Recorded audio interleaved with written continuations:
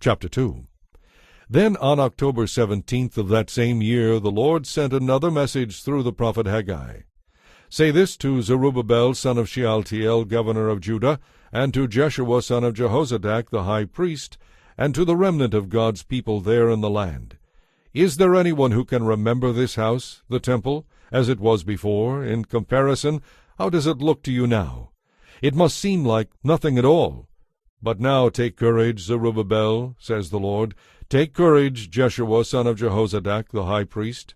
Take courage, all you people still left in the land, says the Lord. Take courage and work, for I am with you, says the Lord Almighty. My spirit remains among you, just as I promised when you came out of Egypt. So do not be afraid. For this is what the Lord Almighty says. In just a little while I will again shake the heavens and the earth. I will shake the oceans and the dry land too.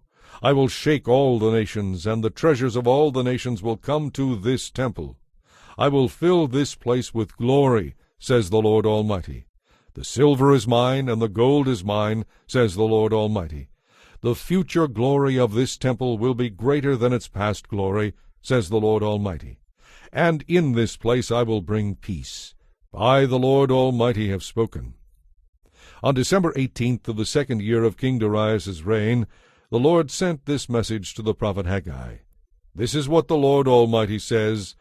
Ask the priests this question about the law. If one of you is carrying a holy sacrifice in his robes, and happens to brush against some bread or stew, wine or oil, or any other kind of food, will it also become holy? The priest replied, No.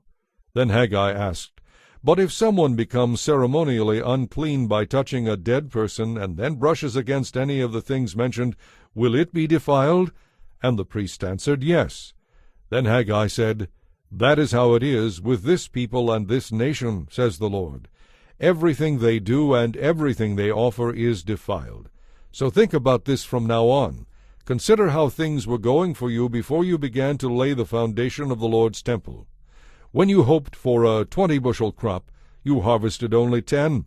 When you expected to draw 50 gallons from the winepress, you found only 20. I sent blight and mildew and hail to destroy all the produce of your labor. Yet even so, you refuse to return to me, says the Lord. On this 18th day of December, the day when the foundation of the Lord's temple was laid, carefully consider this. I am giving you a promise now, while the seed is still in the barn, before you have harvested your grain, and before the grapevine, the fig tree, the pomegranate, and the olive tree have produced their crops. From this day onward I will bless you. The Lord sent this second message to Haggai on December 18th. Tell Zerubbabel, the governor of Judah, that I am about to shake the heavens and the earth. I will overthrow royal thrones, destroying the power of foreign kingdoms. I will overturn their chariots and charioteers. The horses will fall, and their riders will kill each other. But when this happens, says the Lord Almighty, I will honor you, Zerubbabel, son of Shealtiel, my servant.